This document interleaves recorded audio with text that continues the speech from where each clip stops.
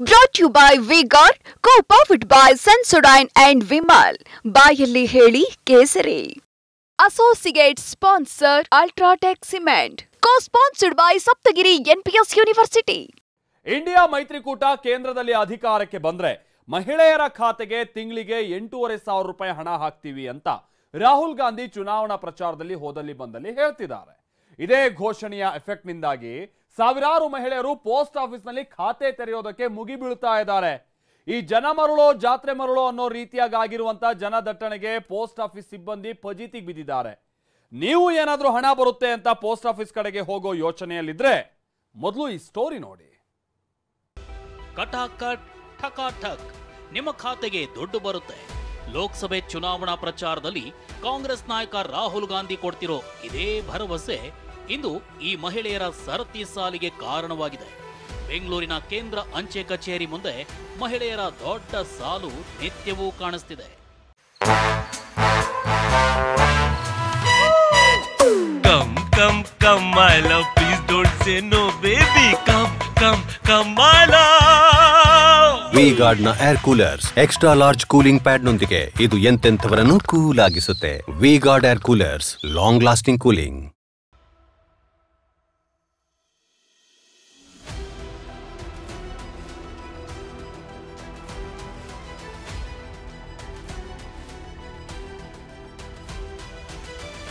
ಕರ್ನಾಟಕದಲ್ಲಿ ಗ್ಯಾರಂಟಿ ಯೋಜನೆ ಮೂಲಕವೇ ಕಾಂಗ್ರೆಸ್ ಅಧಿಕಾರಕ್ಕೇರಿದೆ.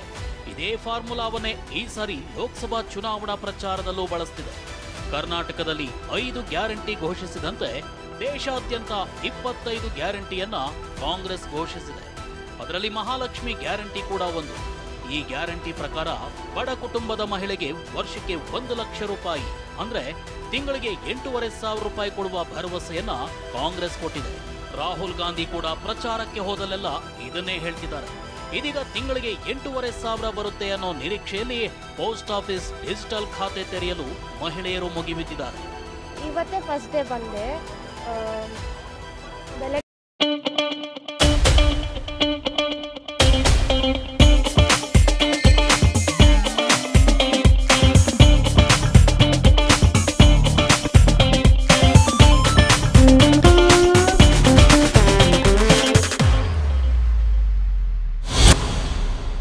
9 o'clock ಬಂದೆ. ವೇಟ್ ಮಾಡ್ತಾನೆ ಇದ್ದೀನಿ. ಕ್ಯೂ ಆಗ್ತಾನೆ ಇದೆ. ಅಕೌಂಟ್ ಓಪನ್ ಮಾಡ್ತಾರಂತ ಹೇಳಿದ್ದು, ಅದಕ್ಕೆ ಬಂದೆ. ನಮ್ಮ ಅಕ್ಕ ಎಲ್ಲ 5 o'clock ಬಂದೆ. 8 o'clock ಆಯ್ತು ಅವ್ರದ್ದು. ನಮಗೆ ನಮ್ಮ ನೇಬರ್ ಹೇಳಿದ್ರು, ನಮ್ಮ ನೇಬರು ಇವ್ರು ಹೇಳಿದ್ರು ಈ ಥರ ದುಡ್ಡು ಬರುತ್ತೆ ತಿಂಗಳಿಗೆ ಅಂತ. ಎಷ್ಟಂತ ಇನ್ನೂ ಸರಿಯಾಗಿ ಗೊತ್ತಿಲ್ಲ. ಅದೇ ಮಾಡಿಸೋಣ ಅಂತ ಬಂದಿದ್ದೀವಿ. ಹೀಗೆ ನ್ಯೂಸ್ನಲ್ಲಿ ನೋಡಿದ್ವಿ, ಯಾರೋ ಹೇಳಿದ್ರು ಸೋಮವಾರವೇ ಖಾತೆ ತೆರೆಯೋದಕ್ಕೆ ಲಾಸ್ಟ್ ಡೇ ಅಂತ ವದಂತಿ ಹಬ್ಬಿ ಸಾವಿರಾರು ಸಂಖ್ಯೆಯಲ್ಲಿ ಮಹಿಳೆಯರು ಬರ್ತಿದ್ದಾರೆ. ಬೆಳಿಗ್ಗೆ 4 ಗಂಟೆಯಿಂದಲೇ ಟೋಕನ್ ಪಡೆಯಲು ಕ್ಯೂ ನಿಲ್ತಿದ್ದಾರೆ. ಇದರಿಂದಾಗಿ ಅಂಚೆ ಕಚೇರಿ ಸಿಬ್ಬಂದಿ ಹೈರಾಣಾಗಿದ್ದಾರೆ. ಖಾತೆ ತೆರೆಯೋ ಮಹಿಳೆಯರ ಸಂಖ್ಯೆ ದಿನದಿಂದ ದಿನಕ್ಕೆ ಹೆಚ್ಚಾಗಿದ್ರಿಂದಾಗಿ ಹೊಸ ಕೌಂಟರ್ಗಳನ್ನ ತೆಗೆದು ಆಧಾರ್ ಕಾರ್ಡ್ ಪಡೆದು ರಿಜಿಸ್ಟ್ರೇಷನ್ ಮಾಡ್ಕೊಳ್ತಿದೆ ಅಂಚೆ ಕಚೇರಿ. ಇದು ಇನ್ವರ್ಟರ್ ಎಸಿ. ನೀವು ಗ್ಯಾಮ್ಲರ್ ಅಲ್ವಾ? ಗ್ಯಾಮ್ಲರ್ ಜೂಜಾಡ್ತಿರಲ್ವಾ? ನೀವು ಜೂಜಾಡ್ತೀರಾ? ಇಲ್ಲ, ಯಾರು ಏನು ಹೇಳಿದ್ರು ಅಂತ ನೀನು ಎಷ್ಟು ಕಾಸ್ಟ್ಲಿ ಹಾಗೂ ಡೆಲಿಕೇಟ್ ಎಸಿ ತಗೊಂಡು ಸ್ಟೆಬಿಲೈಸರ್ ತಗೊಳ್ಳಿಲ್ಲ ಅಂದ್ರೆ ಇದು ಜೂಜಾಟ ತಾನೇ. ಒಂದೇ ಫ್ಲಕ್ಚುಯೇಷನ್ ಗೆ ನಿಮ್ಮ ಇನ್ವರ್ಟರ್ ಎಸಿಯ ಪಾರ್ಟ್ಸ್ ಡ್ಯಾಮೇಜ್ ಆಗಬಹುದು. ಅದನ್ನು V-Guard ಉಪಯೋಗಿಸಿ ಸುರಕ್ಷಿತವಾಗಿರಿಸಿ. V-Guard, India's #1 stabilizer. ಸಿಬ್ಬಂದಿ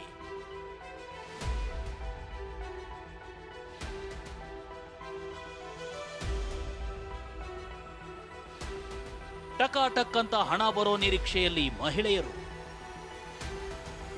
ಯಾವುದೇ ಹಣ ಬರಲ್ಲ ಅಂತ ಬೋರ್ಡ್ ನೇತು ಹಾಕಿದ ಸಿಬ್ಬಂದಿ. 100 ಅಲ್ಲ 200 ಅಲ್ಲ, ನಿತ್ಯ ಸಾವಿರಾರು ಮಹಿಳೆಯರನ್ನ ನಿಭಾಯಿಸುವಷ್ಟರಲ್ಲೇ ಅಂಚೆ ಕಚೇರಿ ಅಧಿಕಾರಿಗಳಿಗೆ ಸಾಕಾಗಿದೆ. ಸದ್ಯ ಪೋಸ್ಟ್ ಆಫೀಸ್ನಲ್ಲಿ IPPB ಖಾತೆ ಮಾತ್ರ ಓಪನ್ ಮಾಡಬಹುದಾಗಿದೆ. ಆದ್ರೆ ಆ ಅಕೌಂಟ್ ತೆರೆದ್ರೆ ಯಾವುದೇ ಹಣ ಬರಲ್ಲ ಅಂತ ಪೋಸ್ಟ್ ಆಫೀಸ್ ಮುಂದೆ ಬೋರ್ಡ್ ನೇತು ಹಾಕಲಾಗಿದೆ. ಅಲ್ಲದೆ ಎಲ್ಲಾ ಪೋಸ್ಟ್ ಆಫೀಸ್ನಲ್ಲೂ ಅಕೌಂಟ್ ತೆರೆಯಲು ಅವಕಾಶವಿದೆ ಅಂತ ಮೈಕ್ ಹಿಡಿದು ಅಧಿಕಾರಿಗಳು ಅನೌನ್ಸ್ ಮಾಡ್ತಿದ್ದಾರೆ.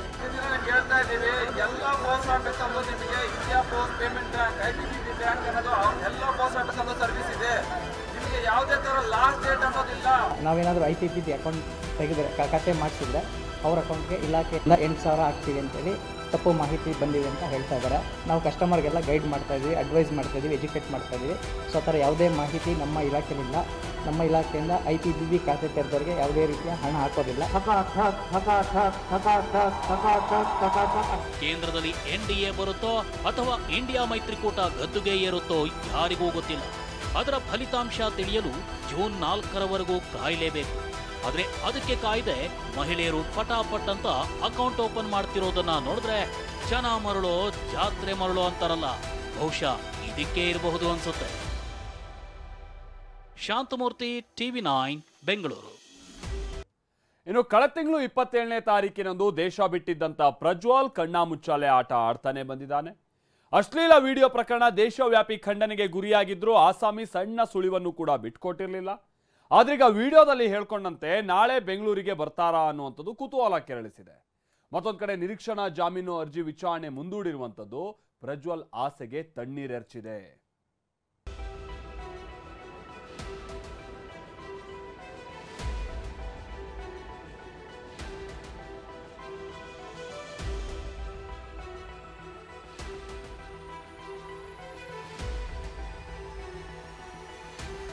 ವಾರಂಟ್ ಇಶ್ಯೂ ಆಗಿರೋದ್ರಿಂದ ಅರೆಸ್ಟ್ ಮಾಡಲೇಬೇಕು ಅವ್ರನ್ನ. SITನವ್ರ ಕೆಲಸ ಕಾಯ್ತಾ ಇದ್ದಾರೆ. ಅರೆಸ್ಟ್ ಮಾಡಿ ಅವರ ಹೇಳಿಕೆಗಳು ಮತ್ತೊಂದು ಅವರ ಪ್ರೋಸೆಸ್ ಸ್ಟಾರ್ಟ್ ಆಗುತ್ತೆ.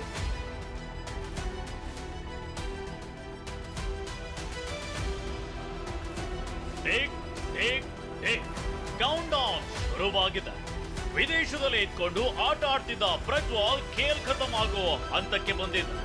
ಇದೀಗ ವಿಡಿಯೋದಲ್ಲಿ ಹೇಳಿದಂತೆ ಶುಕ್ರವಾರ ಬೆಂಗಳೂರಿಗೆ ಬರಲು ವೇದಿಕೆ ಸಜ್ಜಾಗಿದೆ. ಜರ್ಮನಿಯ ಮ್ಯೂನಿಕ್ನಿಂದ ಬೆಂಗಳೂರಿಗೆ ಟಿಕೆಟ್ ಬುಕ್. ನಾಳೆ ಮಧ್ಯರಾತ್ರಿ 12:30ಕ್ಕೆ ಬಂದಿಳಿಯಲಿರುವ ಪ್ರಜ್ವಲ್ ರಾಜತಾಂತ್ರಿಕ ಪಾಸ್ಪೋರ್ಟ್ ಮೂಲಕ ವಿದೇಶಕ್ಕೆ ಹಾರಿದ ಪ್ರಜ್ವಲ್ ಕೊನೆಗೂ ಪೊಲೀಸರ ಬಲೆಗೆ ಬೀಳೋ ಕಾಲ ಸನ್ನಿಹಿತವಾಗಿದೆ. ಜರ್ಮನಿಯ ಮ್ಯೂನಿಕ್ನಿಂದ ಫ್ಲೈಟ್ ಟಿಕೆಟ್ ಬುಕ್ ಮಾಡಲಾಗಿದೆ. ಪ್ರಜ್ವಲ್ ಬುಕ್ ಮಾಡಿರುವ ಟಿಕೆಟ್ನ ಫೋಟೋ ಕಾಪಿ TV9ಗೆ ಲಭ್ಯವಾಗಿದೆ. ಲುಫ್ತಾನ್ಸಾ ಏರ್ಲೈನ್ಸ್ ವಿಮಾನದಲ್ಲಿ ಬಿಸಿನೆಸ್ ಕ್ಲಾಸ್ ಟಿಕೆಟ್ ಬುಕ್ ಆಗಿದೆ. ಇದರ ಪ್ರಕಾರ ಪ್ರಜ್ವಲ್ ಸಂವೇದನಾಶೀಲತೆಯಿಂದ ತಕ್ಷಣವೇ ಆರಾಮ ಪಡೆಯಿರಿ. ಸೆನ್ಸೊಡೈನ್ ರ್ಯಾಪಿಡ್ ರಿಲೀಫ್ ಜೊತೆಗೆ. ವಿಮಾನ ಭಾರತೀಯ ಕಾಲಮಾನದ ಪ್ರಕಾರ ನಾಳೆ ಮಧ್ಯಾಹ್ನ 3:30ಕ್ಕೆ ಜರ್ಮನಿಯ ಮ್ಯೂನಿಕ್ ನಗರದಿಂದ ಟೇಕ್ ಆಫ್ ಆಗಲಿದೆ. ನಾಳೆ ಮಧ್ಯರಾತ್ರಿ 12:30ಕ್ಕೆ ಬೆಂಗಳೂರಿನಲ್ಲಿ ಈ ವಿಮಾನ ಲ್ಯಾಂಡ್ ಆಗಲಿದೆ. ಆದ್ರೆ ಈ ಟಿಕೆಟ್ ನಲ್ಲಿ ರೇವಣ್ಣ ತನ್ನ ಮೊಬೈಲ್ ನಂಬರ್ ಹಾಗೂ ಇಮೇಲ್ ಅಡ್ರೆಸ್ ನಮೂದಿಸಿಲ್ಲ. ಪ್ರಜ್ವಲ್ ರೇವಣ್ಣ ನಿರೀಕ್ಷಣಾ ಜಾಮೀನು ಅರ್ಜಿ ನಿರಾಕರಣೆ. ಅಂದಹಾಗೆ ಪ್ರಜ್ವಲ್ ವಿರುದ್ಧ 3 ಕೇಸ್ ದಾಖಲಾಗಿದೆ. ಹೀಗಾಗಿ ಪ್ರಜ್ವಲ್ ದೇಶಕ್ಕೆ ಕಾಲಿಡೋ ಮೊದಲು ಕೇಸ್ನಿಂದ ಬಚಾವಾಗಲು ಕಸರತ್ತು ಆರಂಭವಾಗಿದೆ. ಇದರ ಭಾಗವಾಗಿ ನಿರೀಕ್ಷಣಾ ಜಾಮೀನು ಅರ್ಜಿ ಸಲ್ಲಿಸಲಾಗಿತ್ತು. ಅರ್ಜಿಯ ತುರ್ತು ವಿಚಾರಣೆಗೂ ಮನವಿ ಮಾಡಲಾಗಿತ್ತು. ಆದರೆ ನ್ಯಾಯಾಧೀಶರು ನಾಳೆ ಅರ್ಜಿ ವಿಚಾರಣೆ ನಡೆಸಲು ಸಾಧ್ಯವಿಲ್ಲ ಎಂದಿದ್ದಾರೆ. ವಿಚಾರಣೆ ಮೇ 31ಕ್ಕೆ ಮುಂದೂಡಿದ್ದಾರೆ. ಹೀಗಾಗಿ ಜಾಮೀನು ಪಡೆದು ಬರಬೇಕೆಂಬ ಪ್ರಜ್ವಲ್ ತಂತ್ರಕ್ಕೆ ನೀರು ಬಿದ್ದಿದೆ. ಗುರುವಾರ ಮಧ್ಯರಾತ್ರಿ ಬೆಂಗಳೂರು ತಲುಪಲಿರುವ ಪ್ರಜ್ವಲ್ ಜಾಮೀನು ಭವಿಷ್ಯ ಶುಕ್ರವಾರ ಬೆಳಿಗ್ಗೆ 10 ಗಂಟೆಗೆ ತಿಳಿಯಲಿದೆ. ಹೀಗಾಗಿ ಬೆಂಗಳೂರಿಗೆ ಕಾಲಿಟ್ಟ ತಕ್ಷಣ ಪ್ರಜ್ವಲ್ ಬಂಧನ ಪಕ್ಕಾ ಎನ್ನಲಾಗಿದೆ. ಪ್ರಜ್ವಲ್ ಬರ್ತಿದ್ದಂತೆ ಅರೆಸ್ಟ್ ಎಂದ ಪರಮೇಶ್ವರ್. ಪ್ರಜ್ವಲ್ ಬೆಂಗಳೂರಿಗೆ ಬರ್ತಿರೋ ಬಗ್ಗೆ ಗೃಹ ಸಚಿವ ಪರಮೇಶ್ವರ್ ಪ್ರತಿಕ್ರಿಯೆಯನ್ನ ನೀಡಿದ್ದಾರೆ. ವಾರಂಟ್ ಇರುವ ಕಾರಣ ಪ್ರಜ್ವಲ್ ರನ್ನ ಅರೆಸ್ಟ್ ಮಾಡಬೇಕು, ಏರ್ಪೋರ್ಟ್ ನಲ್ಲಿ ಪ್ರಜ್ವಲ್ ರನ್ನ ಬಂಧಿಸಬೇಕು ಅಂತ ಹೇಳಿದ್ದಾರೆ. ಎಲ್ಲ ರೀತಿಯ ಕ್ರಮ ತಗೊಳ್ಳೇಬೇಕಲ್ಲ. ವಾರಂಟ್ ಇಶ್ಯೂ ಆಗಿರೋದ್ರಿಂದ ಅರೆಸ್ಟ್ ಮಾಡಲೇಬೇಕು. ಅವ್ರನ್ನ ಅರೆಸ್ಟ್ ಮಾಡ್ತಾರೆ. ಅವರು SITನವ್ರ ಕೆಲಸ ಅವ್ರಿಗೆ ಕಾಯ್ತಾ ಇದ್ದಾರೆ. ಅದಕ್ಕೋಸ್ಕರ ಅರೆಸ್ಟ್ ಮಾಡಿ ಅವರ ಹೇಳಿಕೆಗಳು ಮತ್ತೊಂದು ಅವರ ಪ್ರೋಸೆಸ್ ಸ್ಟಾರ್ಟ್ ಆಗುತ್ತೆ. ಇಲ್ಲಿ ಕಾಂಗ್ರೆಸ್ಸು, ಜನತಾದಳ, BJP ಪ್ರಶ್ನೆಗಿನ್ನ ಹೆಚ್ಚಾಗಿ ಯಾರು ಈ ಪ್ರಕರಣದಲ್ಲಿ ಭಾಗಿಗಳಾಗಿದ್ದಾರೆ ಅಂಥೇಳಿ ಅವರನ್ನು ಅರೆಸ್ಟ್ ಮಾಡ್ತಾರೆ. ಈಗಾಗಲೇ 11-12 ಜನ ಅರೆಸ್ಟ್ ಮಾಡಿದ್ದಾರೆ.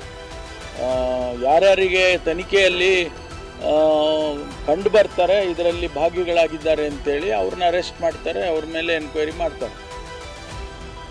ಪ್ರಜ್ವಲ್ ವಿಡಿಯೋ ಮಾಡಿರುವ ಸ್ಥಳ ಪತ್ತೆ ಹಚ್ಚಿದ SIT. ಇನ್ನು ಪ್ರಜ್ವಲ್ ಹೇಳಿಕೆ ಬಿಡುಗಡೆ ಮಾಡ್ತಿದ್ದಂತೆ ಎಸ್ಐಟಿ ಅಧಿಕಾರಿಗಳು ವಿಡಿಯೋ ಬೆನ್ನು ಹತ್ತಿದ್ರು. ಇದೀಗ IP ಅಡ್ರೆಸ್ ಟ್ರೇಸ್ ಮಾಡೋ ಮೂಲಕ ವಿಡಿಯೋ ಮಾಡಿರುವ ಸ್ಥಳ ಪತ್ತೆ ಹಚ್ಚಿದ್ದಾನೆ.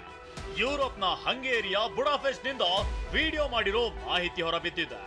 ಇಷ್ಟೇ ಅಲ್ಲದೆ ವಿಡಿಯೋ ಬಿಡುಗಡೆಗೂ 2 ದಿನ ಮೊದಲೇ ರೆಕಾರ್ಡ್ ಮಾಡಿರೋದು ಬಯಲಾಗಿದೆ. ಜರ್ಮನಿಯಲ್ಲಿ ಇಲ್ವಾ ಪ್ರಜ್ವಲ್? ದುಬೈನಲ್ಲಿ ಇರೋ ಮಾಹಿತಿ. ಜರ್ಮನಿಯ ಮ್ಯೂನಿಕ್ನಿಂದ ಟಿಕೆಟ್ ಬುಕ್ ಆಗಿದೆ. ಹಂಗೇರಿಯ ಬುಡಾಪೆಸ್ಟ್ ನಲ್ಲಿ ವಿಡಿಯೋ IP ಅಡ್ರೆಸ್ ಟ್ರೇಸ್ ಆಗಿದೆ. ಆದ್ರೆ ಪ್ರಜ್ವಲ್ ಅಲ್ಲೂ ಇಲ್ಲ ಇಲ್ಲೂ ಇಲ್ವಂತೆ. ಯಾಕಂದ್ರೆ ಪ್ರಜ್ವಲ್ ದುಬೈನ ಅಪಾರ್ಟ್ಮೆಂಟ್ ನಲ್ಲಿದ್ದಾರೆ ಅನ್ನೋ ಮಾಹಿತಿಯನ್ನ ಸರ್ಕಾರದ ಮೂಲಗಳು ಪತ್ತೆ ಹಚ್ಚಿವೆ. ಅಲ್ಲದೆ ಹಾಸನದ ಕೆಲ ಯುವಕರು ಪ್ರಜ್ವಲ್ ರೇವಣ್ಣಗೆ ಸಹಾಯ ಮಾಡ್ತಿರೋ ಮಾಹಿತಿ ಸಿಕ್ಕಿದೆ. ಇನ್ನು ಮೊನ್ನೆ ವಿಡಿಯೋ ಹೇಳಿಕೆ ಬಿಟ್ಟಿದ್ದ ಪ್ರಜ್ವಲ್ ಕಾಂಗ್ರೆಸ್ ನಾಯಕರ ವಿರುದ್ಧ ಗಂಭೀರ ಆರೋಪಗಳನ್ನ ಮಾಡಿದ್ದ. ರಾಹುಲ್ ಗಾಂಧಿ ಕೇಸರಿಯಿಂದ ಮನೋಲ್ಲಾಸ ಮನಸ್ಸು ಮತ್ತೇರಿ ಕುಣಿದಾಡಿದೆ ನೋಡು. ಕೇಸರಿಯಿಂದ ಮನೋಲ್ಲಾಸ ಕ್ಷಣ ಕ್ಷಣವೂ ಆಚರಿಸಿ ಕೇಸರಿ ಹಬ್ಬ.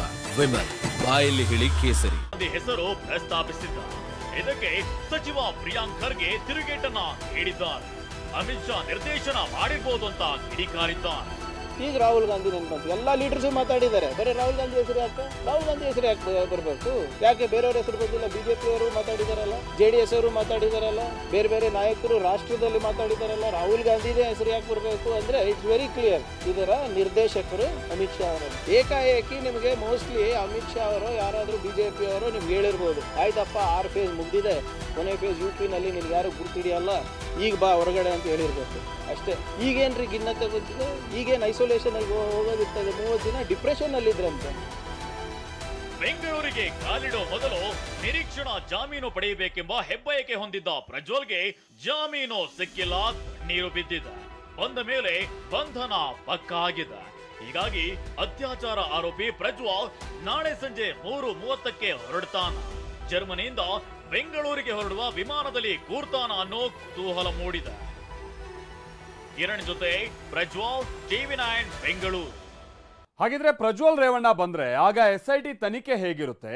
SIT ಅಧಿಕಾರಿಗಳು ಏನೇನೆಲ್ಲ ಸಿದ್ಧತೆಯನ್ನ ಮಾಡ್ಕೊಳ್ತಾ ಇದ್ದಾರೆ, ಯಾವೆಲ್ಲ ರೀತಿಯಲ್ಲಿ ಯಾವೆಲ್ಲ ಆಯಾಮಗಳಲ್ಲಿ ತನಿಖೆಗೆ ಒಳಪಡಿಸ್ತಾರೆ? ಈ ಕುರಿತಾದಂತ ಎಕ್ಸ್ಕ್ಲೂಸಿವ್ ರಿಪೋರ್ಟ್ ಇಲ್ಲಿದೆ ನೋಡಿ.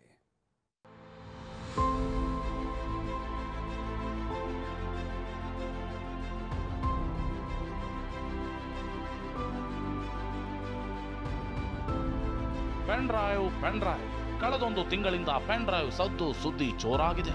ಪ್ರಜ್ವಲ್ ಬೆಂಗಳೂರಿಗೆ ಬಂದಿಳಿಯುತ್ತಿದ್ದಂತೆ SIT ಅಧಿಕಾರಿಗಳು ಏನೇನು ಮಾಡಬೇಕೆಂದು ಈಗಾಗಲೇ ತಯಾರಿ ಮಾಡಿಕೊಂಡಿದ್ದಾರೆ.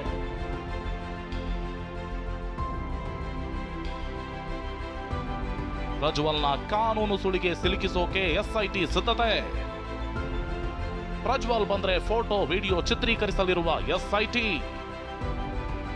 ಪೆನ್ ಡ್ರೈವ್ ವಿಡಿಯೋದಲ್ಲಿನ ಮುಖ ಕೈಕಾಲುಗಳ ಹೋಲಿಕೆ. ವಿಡಿಯೋಗಳ ಸತ್ಯಾಸತ್ಯತೆ ತಿಳಿಯಲು SIT ಕಸರತ್ತು ನಡೆಸುತ್ತಿದೆ. ಪ್ರಜ್ವಲ್ ಬಂಧನವಾಗ್ತಿದ್ದಂತೆಯೇ ಮೊದಲು ಪ್ರಜ್ವಲ್ ಫೋಟೋ ವಿಡಿಯೋ ಚಿತ್ರೀಕರಣ ಮಾಡಲಾಗುತ್ತೆ. ಅವುಗಳನ್ನ ಹರಿದಾಡ್ತಿರೋ ವಿಡಿಯೋದಲ್ಲಿನ ಕೈಕಾಲು ಮುಖದ ಜೊತೆ ಹೋಲಿಕೆ ಮಾಡಲಿದ್ದಾರೆ ಅಧಿಕಾರಿಗಳು. ವಿಡಿಯೋದಲ್ಲಿರೋದು ಪ್ರಜ್ವಲ್ ರೇವಣ್ಣನ ಎಂಬುದರ ಬಗ್ಗೆ SIT ತಂಡ ಪರೀಕ್ಷಿಸಲಿದೆ.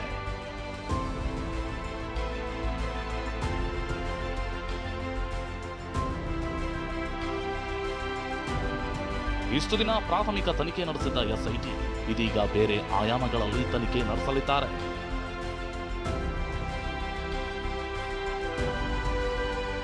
ಮೊದಲು ಪ್ರಜ್ವಲ್ ಹೇಳಿಕೆ ದಾಖಲಿಸಿದ ಬಳಿಕ SIT ಸ್ಥಳ ಮಹಜರು ಪ್ರಕ್ರಿಯೆ ಆರಂಭಿಸಲಿದೆ. ನಂತರ ಸಂತ್ರಸ್ತೆಯಿಂದ ಆರೋಪಿ ಗುರುತು ಪತ್ತೆ ಪ್ರಕ್ರಿಯೆ ನಡೆಸಲಾಗುತ್ತೆ. ಪ್ರಜ್ವಲ್ರನ್ನ ತೋರಿಸಿ ಇವರೇನ ಅಂತ ಗುರುತು ಪತ್ತೆ ಮಾಡಿಸಲಾಗುತ್ತೆ. ಅಲ್ಲದೆ ಸಿಕ್ಕಿರೋ ದಾಖಲೆಯನ್ನ ಮುಂದಿಟ್ಟು SIT ಪ್ರಜ್ವಲ್ನ ವಿಚಾರಣೆಗೆ ಒಳಪಡಿಸಲಿದೆ. ರೇಪ್ ಕೃತ್ಯ ನಡೆದ ಸ್ಥಳ ಮಹಜರು ನಡೆಸಲಾಗುತ್ತೆ. ಸಂಸದರ ಮನೆ ಸಂಪೂರ್ಣ ಮಹಜರು ನಡೆಸಿರೋ SIT ಮನೆಯಲ್ಲಿ ಸಿಕ್ಕಿರೋ ಒಂದಷ್ಟು ಎವಿಡೆನ್ಸ್ ಮುಂದಿಟ್ಟು ಪ್ರಜ್ವಲ್ಗೆ ಪ್ರಶ್ನೆ ಹಾಕಲಿದೆ. ಇದರ ಜೊತೆಗೆ ಪ್ರಜ್ವಲ್ ರೇವಣ್ಣ ಮೊಬೈಲ್ ವಶಕ್ಕೆ ಪಡೆದು ಪರಿಶೀಲಿಸಲಾಗುತ್ತೆ. ವಿಡಿಯೋ ರೆಕಾರ್ಡ್ ಮಾಡಿದ ಮೊಬೈಲ್ ಬಗ್ಗೆ ಮಾಹಿತಿ ಪಡೆಯಲಿದೆ. ಮೊಬೈಲ್ ಫೋನ್ ಪ್ರೈಮ್ ಎವಿಡೆನ್ಸ್ ಅಂದ್ರೆ ಮುಖ್ಯ ಸಾಕ್ಷ್ಯವಾಗಿ ಪರಿಗಣಿಸಲಿದೆ. ಅಲ್ಲದೆ ಮೊಬೈಲ್ ಇದ್ರೆ FSL ಪರೀಕ್ಷೆಗಾಗಿ ಅದನ್ನ ರವಾನಿಸಲಿದ್ದಾರೆ. ಮೊಬೈಲ್ ಕಾಣೆಯಾಗಿದ್ದಲ್ಲಿ ಅದರ ಮಾಹಿತಿಯನ್ನು ತನಿಖಾಧಿಕಾರಿಗಳು ಸಂಗ್ರಹಿಸಲಿದ್ದಾರೆ. ಪ್ರಜ್ವಲ್ ರೇವಣ್ಣ ವಿರುದ್ಧ ರೇಪ್ ಕೇಸ್ಗಳ ವಿಚಾರಣೆ ಹಲವು ಬಗೆಗಳಲ್ಲಿ ನಡೆಯಲಿದೆ.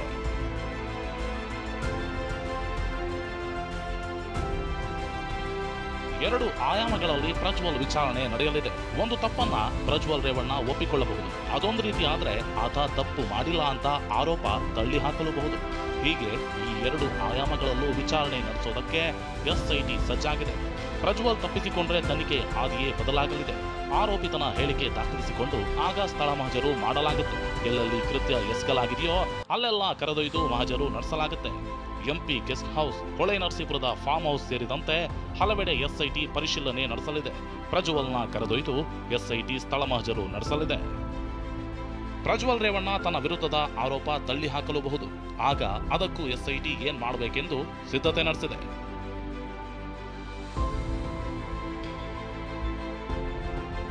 ಒಂದು ವೇಳೆ ಸಂಸದ ಪ್ರಜ್ವಲ್ ರೇವಣ್ಣ ತನ್ನ ವಿರುದ್ಧದ ಆರೋಪವನ್ನ ತಳ್ಳಿ ಹಾಕಿದ್ರೆ ಆಗ ಸಂತ್ರಸ್ತೆಯ ಹೇಳಿಕೆಗೆ ಪ್ರಾಮುಖ್ಯತೆ ಸಿಗಲಿದೆ. 362 ಕ್ಲಾಸ್ 2 ಸಬ್ ಕ್ಲಾಸ್ N ಅಂದ್ರೆ ನಿರಂತರ ಅತ್ಯಾಚಾರ ಕೇಸ್ನಲ್ಲಿ ಸಂತ್ರಸ್ತೆ ಹೇಳಿಕೆ ಇಂಪಾರ್ಟೆಂಟ್ ಆಗಿರುತ್ತೆ.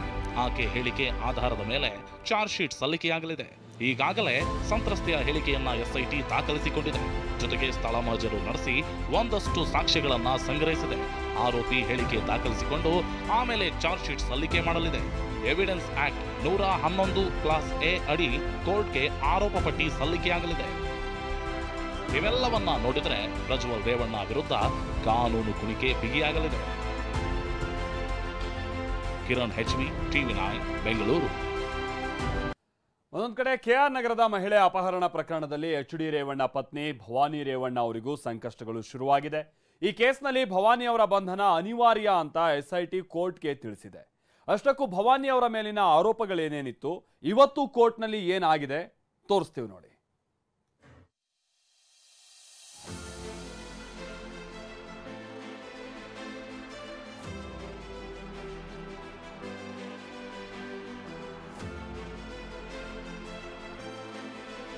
ಭವಾನಿ ಬಂಧನ ಅನಿವಾರ್ಯವೆಂದು ಕೋರ್ಟ್ಗೆ ತಿಳಿಸಿದ SIT. ಮಹಿಳೆ ಅಪಹರಣದ ಒಳಸಂಚಿನಲ್ಲಿ ಭವಾನಿ ಪಾತ್ರವಿದೆ ಎಂದ SIT. ಮೈಸೂರಿನ KR ನಗರದ ಮಹಿಳೆಯ ಅಪಹರಣ ಪ್ರಕರಣದಲ್ಲಿ ಭವಾನಿ ರೇವಣ್ಣ ಬಂಧನ ಅನಿವಾರ್ಯವೆಂದು ಜನಪ್ರತಿನಿಧಿಗಳ ವಿಶೇಷ ಕೋರ್ಟ್ಗೆ SIT ತಿಳಿಸಿದೆ.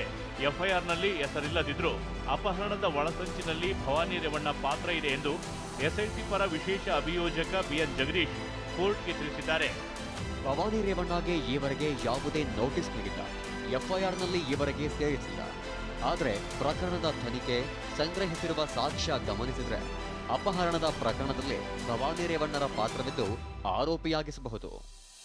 FIRನಲ್ಲಿ ಭವಾನಿ ರೇವಣ್ಣ ಆರೋಪಿಯನ್ನಾಗಿಸಿಲ್ಲ. ಆದರೂ ಆರೋಪಿ ಎಂಬಂತೆ ಬಿಂಬಿಸಲಾಗಿದೆ.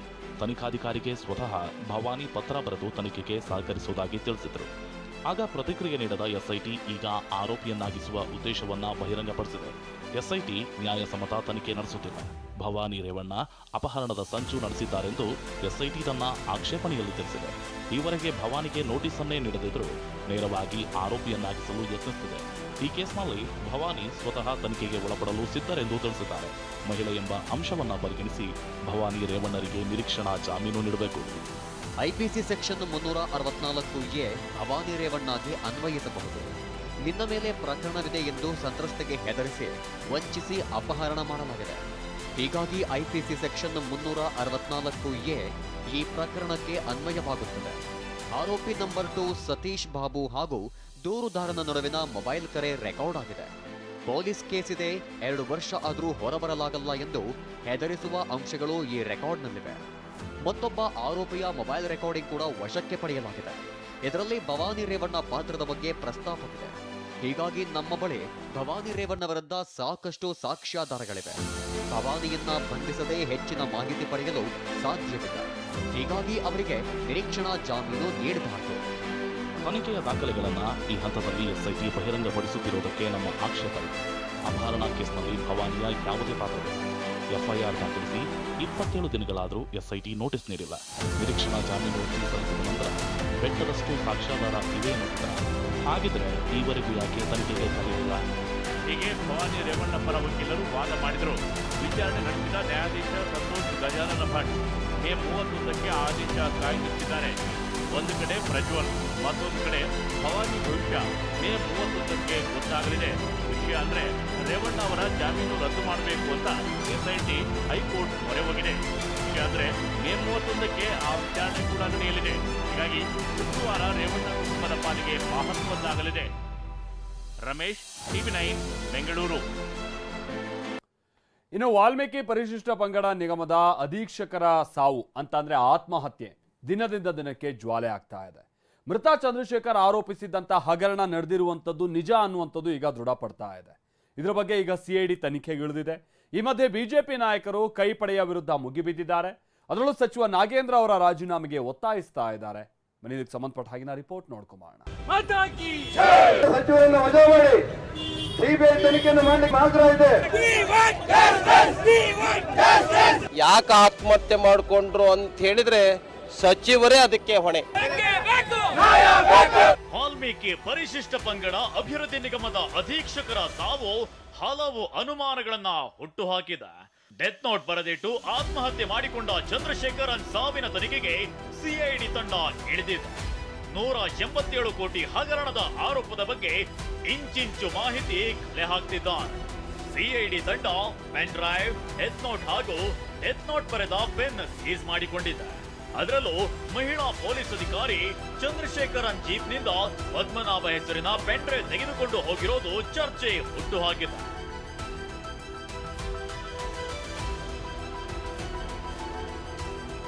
ಚಂದ್ರಶೇಖರನ್ ಸಾವಿನ ಸತ್ಯ ಶೋಧನೆಗೆ ಇಳಿದಿರೋ CID ಇಂದು ಕೂಡ ಶಿವಮೊಗ್ಗದ ನಿವಾಸದಲ್ಲಿ ತಪಾಸಣೆ ನಡೆಸಿದ್ದಾರೆ. 2.5 ಗಂಟೆಗಳ ಕಾಲ ಪರಿಶೀಲಿಸಿ ಚಂದ್ರಶೇಖರನ್ಗೆ ಸೇರಿದ ಲ್ಯಾಪ್ಟಾಪ್, ಪ್ರಿಂಟರ್ ಕೊಂಡೊಯ್ದಿದ್ದಾರೆ. ಇಷ್ಟೇ ಅಲ್ಲದೆ ಚಂದ್ರಶೇಖರನ್ ಪತ್ನಿ ಕವಿತಾ ಹಾಗೂ ಕುಟುಂಬದವರ ವಿಚಾರಣೆಯನ್ನ ಮಾಡಿದ್ದಾರೆ. ನಿಗಮದ 2 ಸಸ್ಪೆಂಡ್, ಬ್ಯಾಂಕ್ ಅಧಿಕಾರಿಗಳ ಮೇಲೆ FIR. 187 ಕೋಟಿ ಹಗರಣ ಪ್ರಕರಣ ಸಂಬಂಧ ವಾಲ್ಮೀಕಿ ನಿಗಮದ MD JJ ಪದ್ಮನಾಭ ಹಾಗೂ ಲೆಕ್ಕಾಧಿಕಾರಿ ಪರಶುರಾಮ್ರನ್ನ ಸಸ್ಪೆಂಡ್ ಮಾಡಲಾಗಿದೆ. ಇತ್ತ ಯೂನಿಯನ್ ಬ್ಯಾಂಕ್ನ MD ಹಾಗೂ CEO ಮಣಿ ಮೇಖಲೈ, ಕಾರ್ಯನಿರ್ವಾಹಕ ನಿರ್ದೇಶಕ ನಿತೇಶ್ ರಂಜಾನ್, ರಾಮ ಸುಬ್ರಹ್ಮಣ್ಯಂ ಸೇರಿದಂತೆ 6 ಮಂದಿ ವಿರುದ್ಧ ಬೆಂಗಳೂರಿನ ಹೈಗ್ರೌಂಡ್ ಠಾಣೆಯಲ್ಲಿ FIR ದಾಖಲಾಗಿದೆ.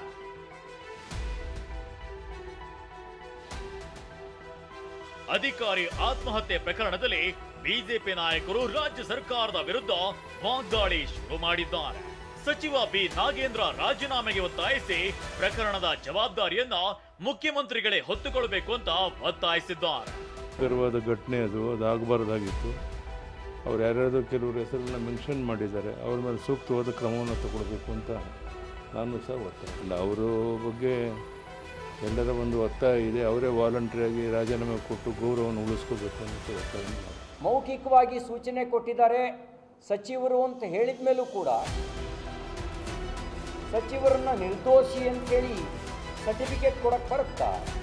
ಆತ್ಮಹತ್ಯೆ ಮಾಡಿಕೊಂಡು ನಂತರ 28 ಕೋಟಿ ರೂಪಾಯಿ ವಾಪಸ್ಸು ರಾಜ್ಯದ ಹುಜೂರ್ ಖಾತೆಗೆ ವಾಪಸ್ ಬಂದಿದೆ. ಅದು ವಾಪಸ್ ಹಾಕ್ತವ್ರು ಯಾರು? ಬಿಜೆಪಿ ಆರೋಪಕ್ಕೆ ಕಾಂಗ್ರೆಸ್ ನಾಯಕರ ತಿರುಗೇಟು. ತನಿಖೆನಲ್ಲಿ ಗೊತ್ತಾಗುತ್ತೆ. ಆಗಲೇ ಕೇಸ್ ತಗೊಂಡಿದ್ದಾರೆ. ಕೇಸ್ ತಗೊಂಡು ಅದಕ್ಕೆಲ್ಲ ಏನು ತನಿಖೆ ಮಾಡಬೇಕು ಅದನ್ನೆಲ್ಲ ಮಾಡ್ತಾ ಇದ್ದಾರೆ. ತನಿಖೆ ಆದಮೇಲೆ ಗೊತ್ತಾಗುತ್ತೆ. ಯಾವುದೇ ಅಧಿಕಾರಿ ಇರ್ಬೋದು, ಅದು ಜಿಲ್ಲಾಧಿಕಾರಿಗಳಿಂದ ಇಟ್ಕೊಂಡು ಸ್ಟೇಟ್ ಅಧಿಕಾರಿಗಳ ತನಕ ಇಂಥವು ನಡಲಿಕ್ಕೆ ಸಾಧ್ಯ ಇಲ್ಲ. ರೂರಲ್ ಇನ್ಸ್ಪೆಕ್ಷನ್ಸ್ ಇಲ್ಲ. ಬಳ್ಳಾರಿಯಲ್ಲಿ ಸಚಿವ ನಾಗೇಂದ್ರ ರಾಜೀನಾಮೆಗೆ ಒತ್ತಾಯಿಸಿ ಬಿಜೆಪಿ ಕಾರ್ಯಕರ್ತರು ಬೃಹತ್ ಪ್ರತಿಭಟನೆ ನಡೆಸಿದ್ರು. ರಾಯಲ್ ವೃತ್ತದಲ್ಲಿ ಸಂಚಾರ ತಡೆದು ಮಾನವ ಸರಪಳಿ ನಿರ್ಮಿಸಿ ನಾಗೇಂದ್ರ ಪ್ರತಿಕೃತಿ ಹಾಗೂ ಟೈರ್ಗೆ ಬೆಂಕಿ ಹಚ್ಚಿ ಆಕ್ರೋಶ ಹೊರಹಾಕಿದ್ರು.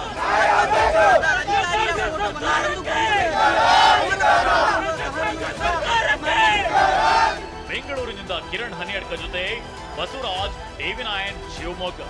Brought to you by V-Guard, co-powered by Sensodyne and Vimal. ಬಾಯಲ್ಲಿ ಹೇಳಿ ಕೇಸರಿ. Associate sponsor Ultratech Cement. Co-sponsored by Saptagiri NPS University.